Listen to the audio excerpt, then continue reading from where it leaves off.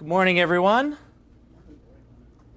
Appreciate you joining us. To echo what Stephen had said about, just while we get the slides up here, to echo what Stephen had said about the Tax Lien Talk conference series, it's really, really interesting as we now go for these one-day seminars state to state. We were at Churchill Downs 2 months ago in Kentucky. We were in New Orleans last month. Obviously, we're here with this incredible view. And as Nick pointed out, primary for primary market. Yeah, we did that on purpose. Not really. But it's really, really wonderful to be here. Colorado is a very controversial tax lien state as of late. It's actually one of the more progressive tax lien states, I think, because we actually peg the issuance of the liens to a financial statistic, which is very unique in the property tax lien world. But as Stephen was saying, every single state is really its own little world. And so when we have these one-day seminars, in addition to the annual conference that we're going to have in the Bahamas this year, we really are trying to highlight a lot of the middle market players and a lot of the local talent that perhaps we don't touch on a day-to-day basis in the institutional world, and talk really about some topics that are very germane to the state itself. And so before we get into a really, really deep dive with some incredible speakers that we have here today, I want to give an overview of the marketplace as a whole, because it's really, really matured, especially over the past decade. And we've got some people that have played a very influential part in that, Austin and Lien Logic and ACMG, and a number of the other people here in the room have been very supportive of the progress in the marketplace and have played some great roles in that. So let's talk about, as we get through these, let's talk about the U.S. How many people here invest outside of Colorado in property tax liens? We know you guys do, obviously. So every state in the United States of America, plus Puerto Rico, where BCMG is headquartered now, imposes tax liens on properties for unpaid taxes, but not everywhere sells them. And this is just a quick little chart from the National Tax Lien Association that shows the breakdown of where we sell liens, which is the green, deeds, which we really don't deal with as much, bless you, that's the red, redeemable deeds, which are these wonderful, fun little hybrid products, and then liens and deeds in places like Florida and New York.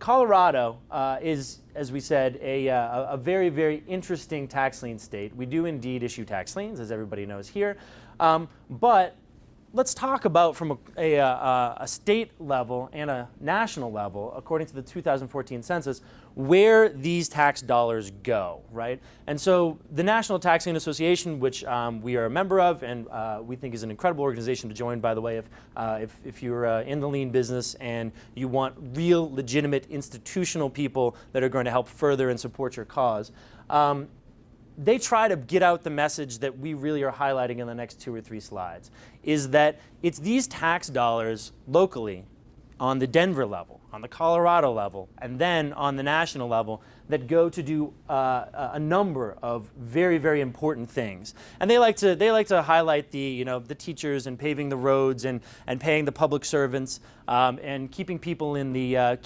public office, which could be good and bad depending on which public office. But this is just a quick chart from the U.S. government on how we spend our tax dollars. You're going to get all of these slides, by the way, in your email.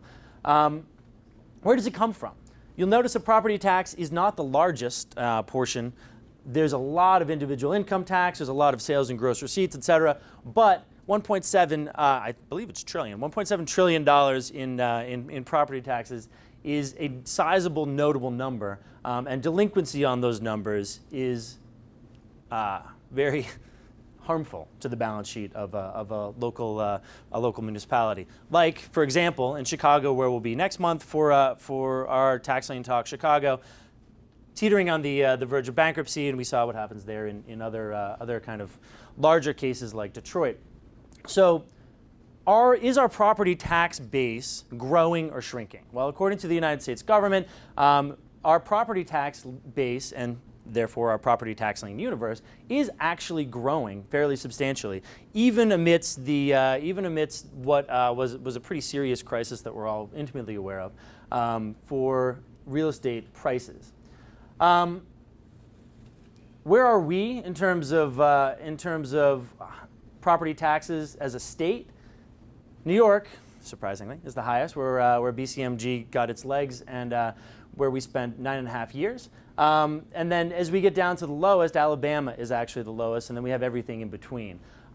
Colorado, actually, is right in the middle of all of those. And you can see the breakdown here of where the counties are, with obviously Pitkin County being, by and large, the highest property taxes.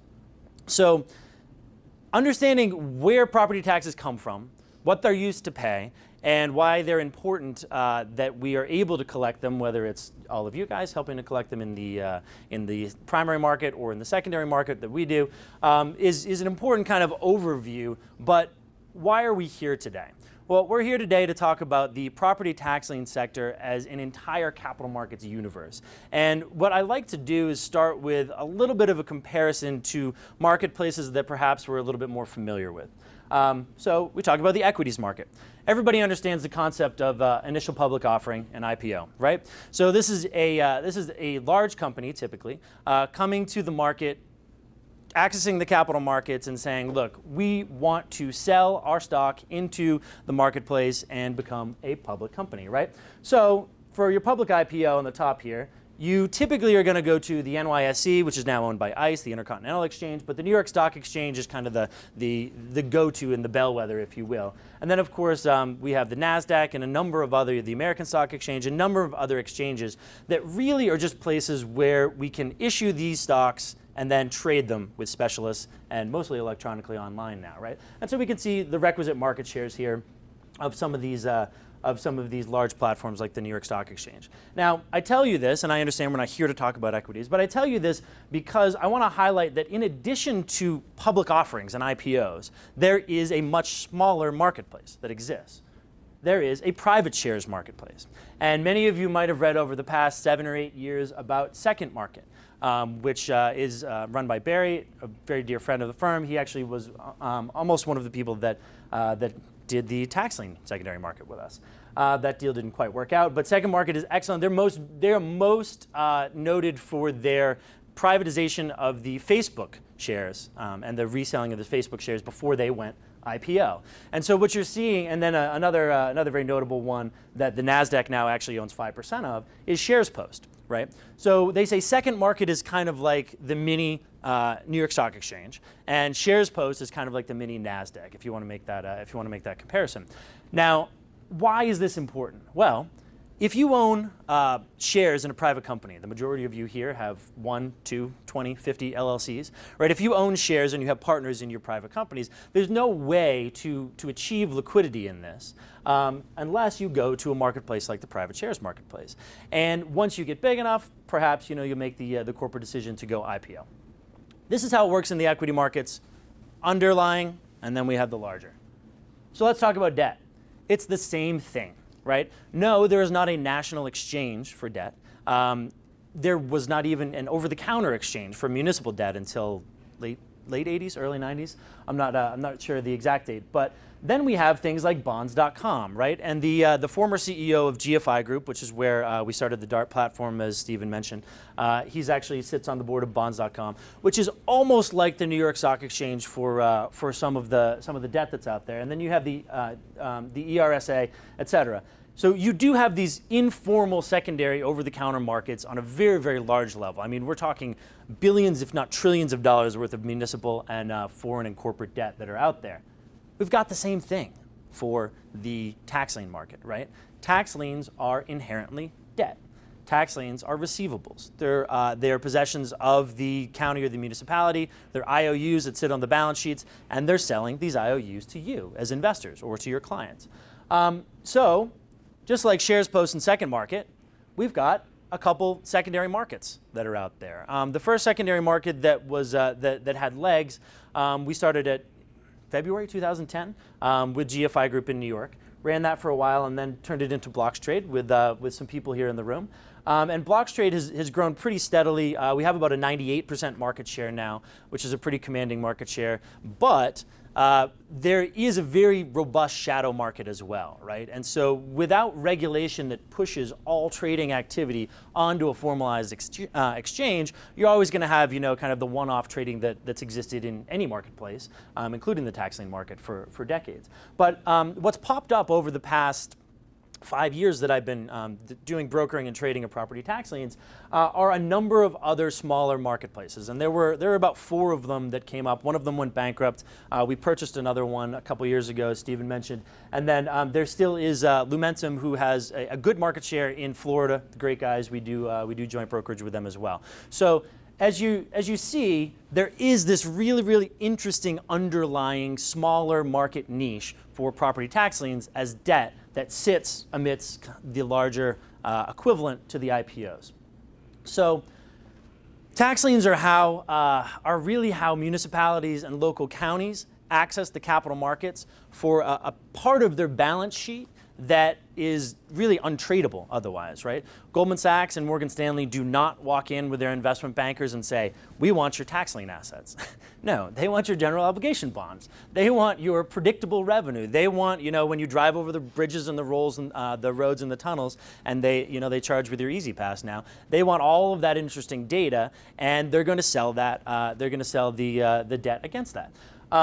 They don't do it with property tax liens. And so we look at ourselves, and we have a whole new business at BCMG. It's called Bespoke Capital Markets Group Prime Services.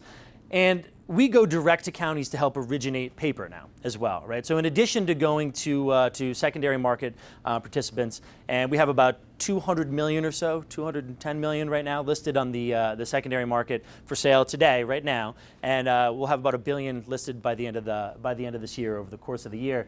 We offer that out as secondary market product, but we also go through BCMG Prime direct to municipalities. We're working with some larger ones in Jersey right now, where we'll issue 10, 20, 50, $100 million chunks into the capital markets.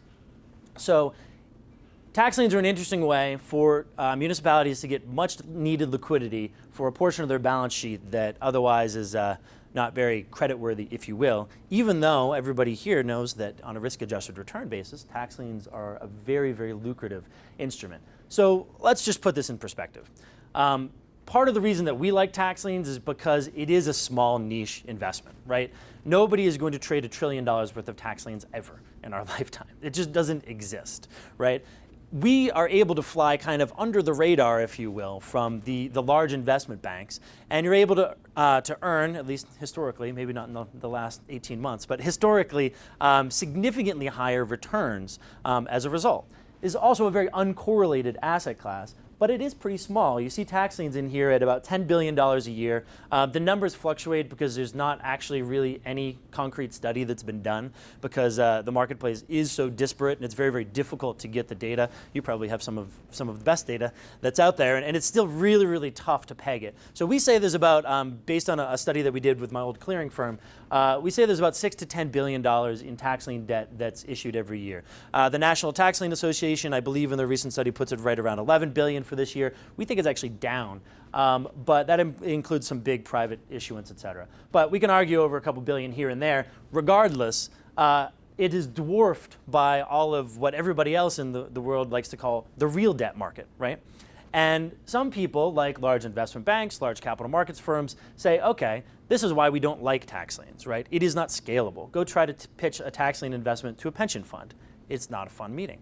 They're like, yes, this is amazing. The risk-adjusted return is great. I sat with the Florida pension fund years ago. And they're like, awesome. We want to do $1 billion. Okay, the meeting's over. It's just not, it's not something that will ever be scalable to that level. And so this slide really is just meant to take us back down to earth and say, look, we live in an incredible environment that we enjoy a pretty good market share in, and you guys love the risk-adjusted return basis, but it's small in comparison. So where are we trending? The primary marketplace for tax liens was, again, our study put it about $9 to $10 billion. We put it at about $7 billion for this year.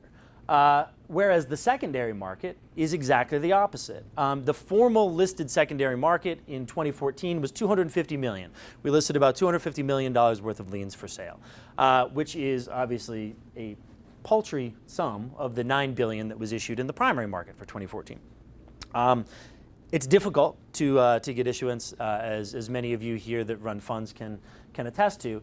In 2015, these numbers actually need to be updated. This was very optimistic. We thought we were going to get 1.75 billion. We put it right now at like 1.5 based on the run rate for this year. But it's been over 300 million. So in half the year, we've already eclipsed last year's numbers, which is really exciting for us as secondary market providers. But you'll see that as more people trust the ability to purchase tax liens in a very concrete, codified way across state lines, right? Not just Colorado, not just Louisiana, not just Chicago tax liens, but are able to purchase them at the click of a button with a known interest rate. You can run your calculations, you can run your due diligence on the platform that Nick's going to demonstrate a little bit later. It becomes a lot easier and more accessible to be able to get this debt. So we hope this grows to a much larger number for 2016, especially with the issuance from BCMG Prime direct from these municipalities.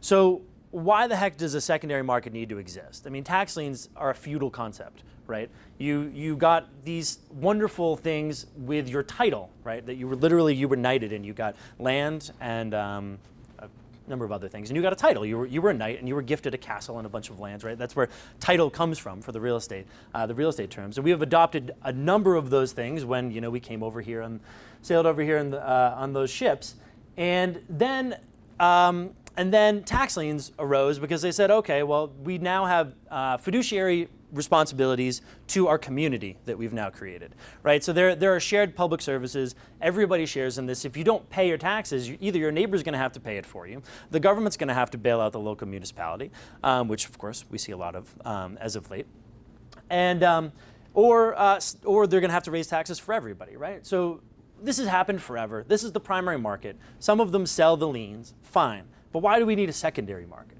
Well, I'll tell you why. For issuers, and issuers being the municipalities or the counties, or on a larger level the states, they needed to raise capital. As I said 5 slides ago, you need to be able to access the capital markets for a portion of your balance sheet that is otherwise not liquid. You can't cash that stuff in. It supports infrastructure. These things do go to fund public schools and bridges and roads, right? And more importantly, it funds operations. No corporation can run without predictable cash flow.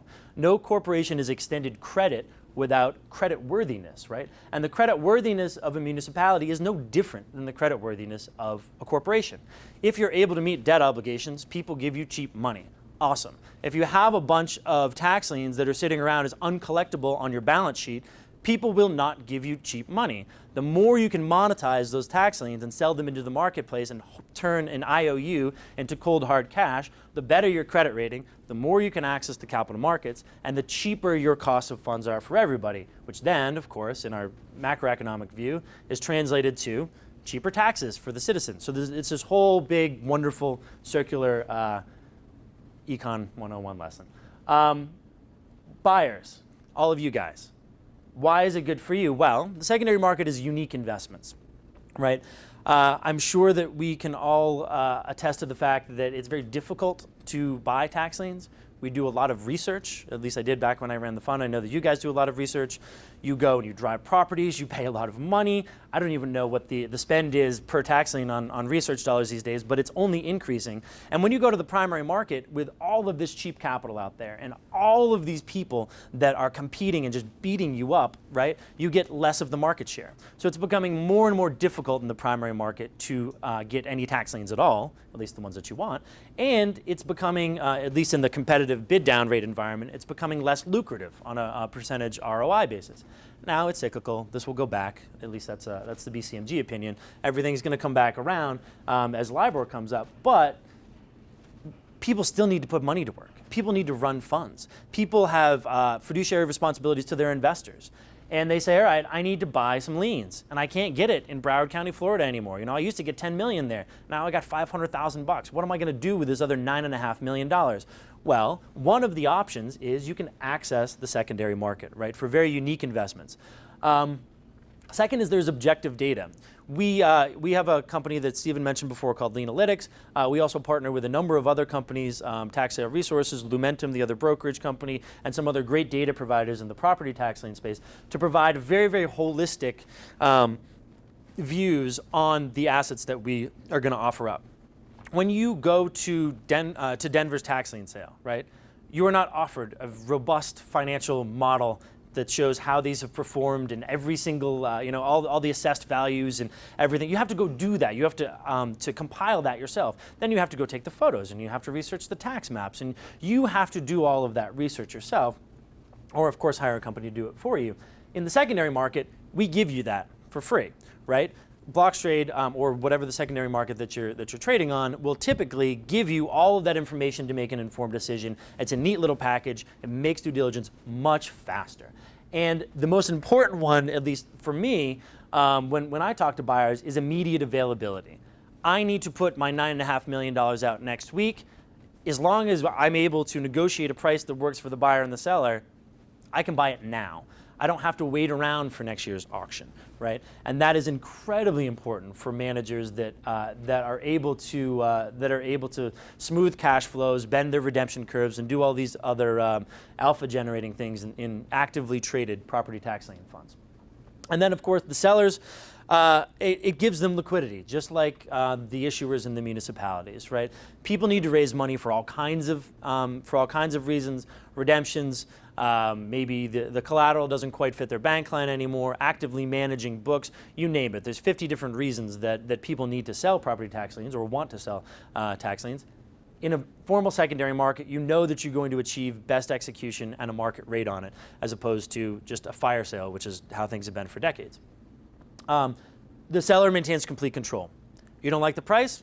Don't take it. You don't like the terms? Don't take it, right? They're your assets. You do maintain control on these platforms. And then again, going back to the data and the analysis. So how do we get here? And this is our funny, poking fun at the marketplace slide, because it very much has been a prehistoric marketplace for quite some time.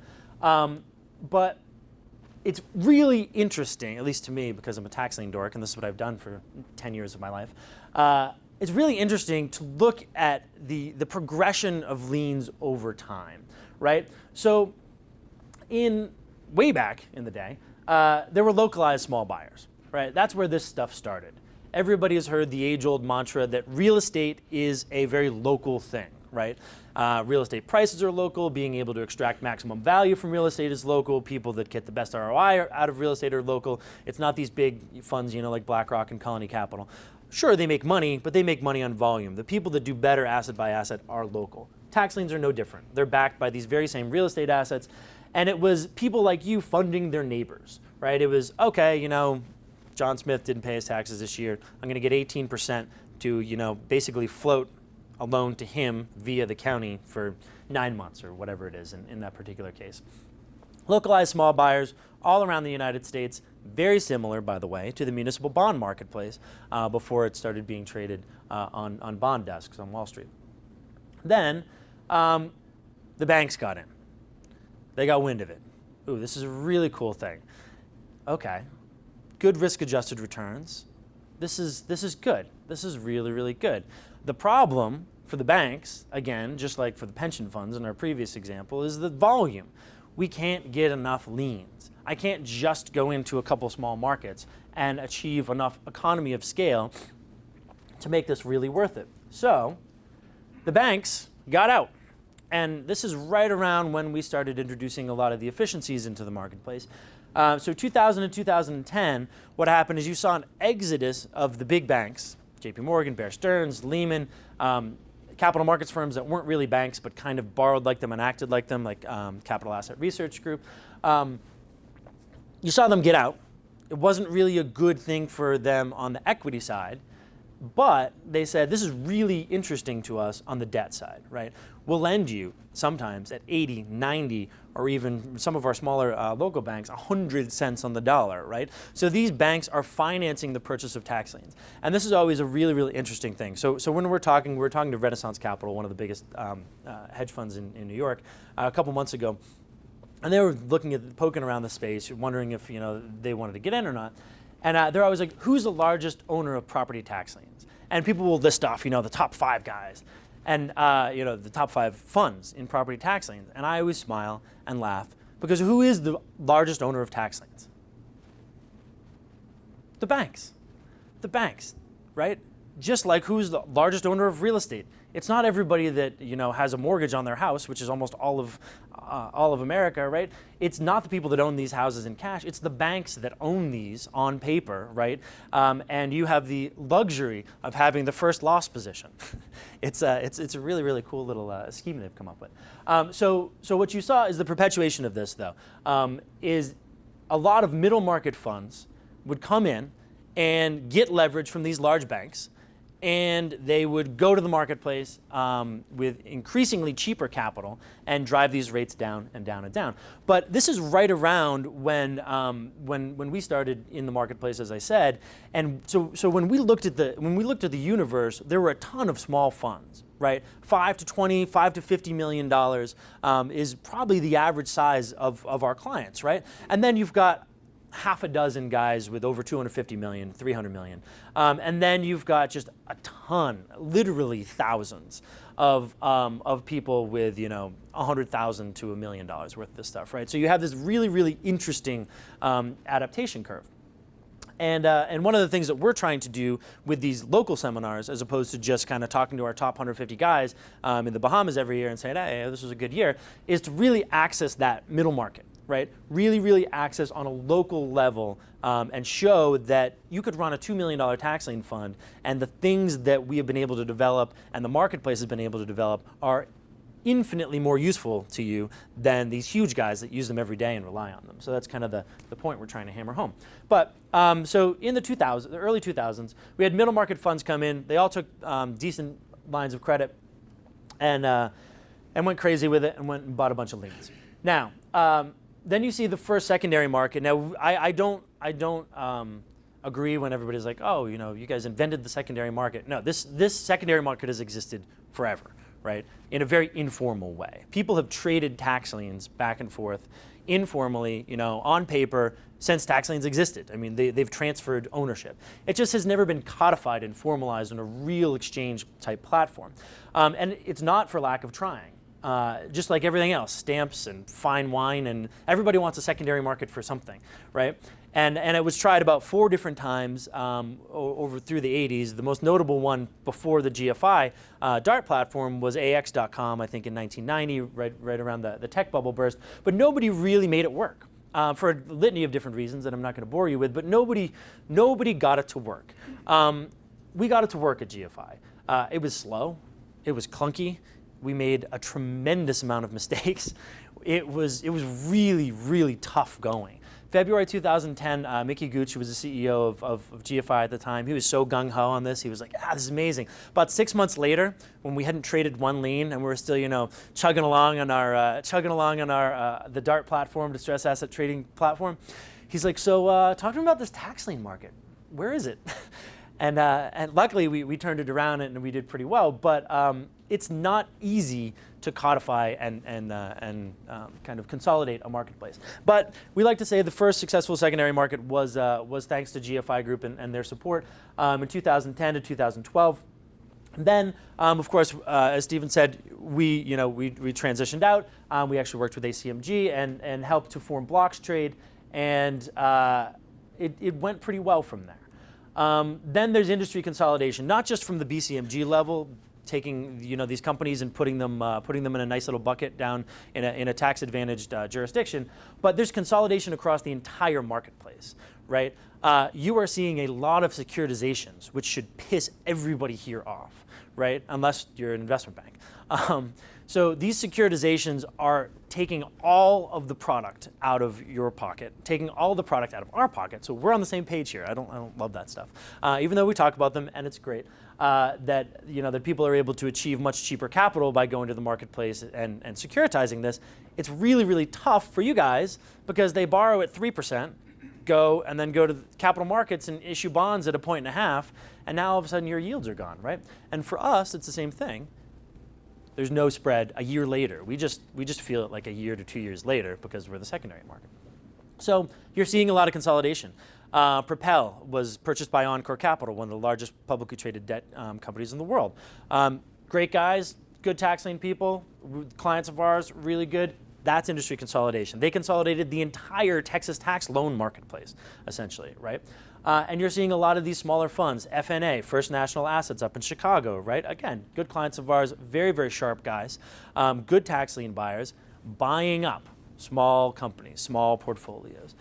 You're seeing the same thing on the service provider side, right? We have purchased no less than half a dozen companies in the last 12 months, right? Small little acquisitions here and there, just bring them in. It's a good move, right, for industry consolidation, especially when you're trying to gain market share in these things. So you see it across the entire, spectrum. And then we like to say this is kind of the start of kind of the new age of tax lien investing, not because it's cool technology, the Access Terminal, but because for all of the reasons we've said and many more, your margins are getting squeezed. Our margins are getting squeezed. The entire industry's margins are getting squeezed. So what does that mean? If we still want to be in this business, which we've made a firm decision that we do want to be in this business very much, and I think that all of you want to be in this business, you have to do it more effectively and you have to do it more efficiently, right? And so we're entering into this phase in the property tax lien world where, okay, if we want to net the same amount of money, that means that we have to take this very fee-intensive business. And this sounds really weird coming from a service provider that lives on fees, by the way. But we have to take this very fee-intensive business and streamline those fees, right? And you are all telling me this every day.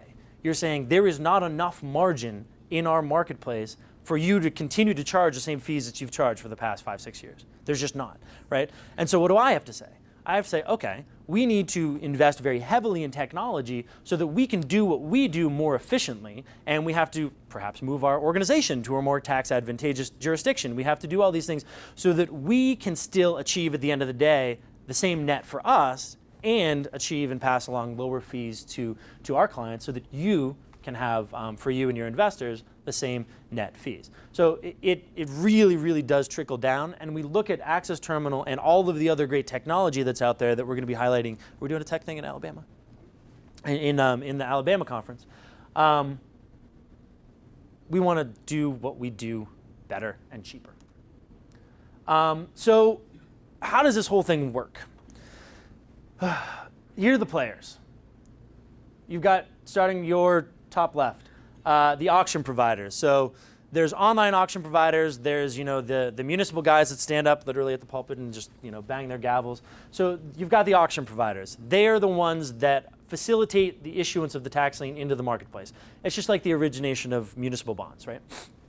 You've got the sellers, and we're talking about the secondary market. So these are people that have purchased liens and are looking to liquidate them for some reason.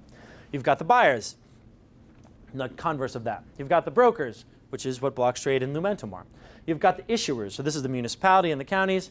You've got the bankers. Now this is a confusing one to some people. They're like, okay, you mean the bankers for leverage, right? Yes, right. Everybody most of the people that we deal with have very sizable tax lien lines of credit, but you also have the investment bankers in the primary market that get these guys to issue these tax liens. Then you have the marketplace. You have data. Data, as we have harped on and will continue to harp on, is very, very important and increasingly transparent. You have market makers, which is a relatively new concept in the property tax lien business, and we are the largest market maker in tax liens. I hope that is not always the case. We want to put it out there and show people how to do it so that they can continue to do it, so we can actually have a real exchange type model as we progress. And then you have the clearing parties. Paper's got to get from the seller to a buyer somehow. This is how all OTC markets work, right? So take all those players, plug them into the little chart here. So you've got listing, you have a seller, lists with a broker. Broker goes to a data firm to get all the wonderful data. Data firm gives the information back to the broker. Broker goes to the marketplace. Marketplace gives them prices. Then, on the other side, you've got your bidders on that very same product. So down here, you've got you have your buyer, comes to the broker, says, all right, show me what you got. Oh, interesting. Here's my bid. Broker goes back and forth between the buyer and the seller here. And then, of course, you have your market maker, who is a buyer of last resort, right? And this is the changing factor in, especially since we've moved to Puerto Rico. This is one of the fundamental factors that's helping to change this marketplace, is having a buyer of last resort. It's helping to move a lot of these portfolios faster. And then once we're able to achieve some kind of consensus on what it is that we're buying, what we're selling, and how much it's going for, you issue a trade confirmation and it gets kicked over to the clearing. Not rocket science, right? So that is how this entire marketplace works. What we've tried to do in Access Terminal, we like to say this is the Bloomberg for property tax liens, which might be patting ourselves on the back a little too much. But so Access Terminal is designed to be this agnostic kind of third-party platform. Yes, it's owned by BCMG, but our hope is that each of our companies is just one of many that use Access Terminal to access the market. For example, Access Terminal is really just the hub that sits in the middle, right? And so do we have blocks trade on there as a secondary market provider? Yes, because you have to have a first person. But our hope is that we get Lumentum and another party and another party, so we have multiple brokers using one piece of technology to make the industry more efficient. Same for the data providers. We've already gotten a couple of them on board with this, right? So you can come on the Access Terminal and you can use TSR data, Lumentum data. You can use Leanalytics data. You can upload your own proprietary data sources, right? And it all interacts in a way that empowers you as an investor or you as a banker. Then we have the due diligence portal, right? You want to be able to do your due diligence, order photos, do whatever, but you have a service provider that you like, right? The point of the terminal is to empower all the different service providers in one place to be able to shop their wares in a cost-effective way in the marketplace. And we have a lot of confidence in what we do, and so we're not afraid to compete in a very efficient capital market like that with each of our companies, but we really hope that there's more and more and more competition for us, which again sounds very counterintuitive, but it's good for the marketplace to have more competition on the Access Terminal. So what is Access Terminal? All players, all of the over-the-counter process in one portal. Nick's going to take you through an actual demo of the Access Terminal and how it works. It's a little bit harder to see the screen because they're black screens like Bloomberg, because if anybody that's done due diligence on 100,000 Baltimore properties knows that you're staring at the screen at 4 in the morning for your empteenth thing. You do appreciate a dark background when you're doing due diligence. So basically, the real high-level overview, and Nick will take you into the rest, is you go in and you select your auction. You filter your auction results down, just like you do now, and this is built to mimic the process that many of you do, or most of you do already. You choose your liens, you research your parcels, and then this is the individual lien level, right? And there's photos and drive-bys and tax maps and all of the other cool stuff. And then you decide to bid, not bid, add it to marketplaces, export your list. Eventually, it will be integrated. We're in talks right now with the primary market auction providers. So you'll be able to just take this and create a bid list, and it'll go right to realauction.com, and you can go bid in Cook County or Florida or wherever it is that the auction provider goes. Buy and sell in the secondary market, which of course is very self-serving, but that's one of the main things that we enable people to do, and to share your portfolios back and forth, and to use these very same tools that you use in the primary market to due diligence secondary market portfolios, which is very important. So we've codified the due diligence process so you do the same thing for all liens, whether it's primary or secondary market. So you'll see the portfolios, you'll see they're listed by certain brokers, and then after they've been traded, clear the portfolios, right, through your preferred clearing agent. And this is all done. A lot of it is still very, very heavy lifting manual stuff on the clearing side. This is not, press a button, automated. But this tracks it and gives more transparency and more information. And as this continues, we think that there will be increased automation in the clearing process. So that, again, is a very brief overview of Access Terminal. Nick is going to delve into all the specifics and all the really cool tagging system and that stuff so that you guys can see just one of very many due diligence systems. But before we do that, are there any questions about the marketplace as a whole, the health of the market, the size of the market, how primary and secondary interact? Is there anything we can clear up for anybody? No? All right, great. I will turn it over to Nick, and he's going to walk us through the Access Terminal.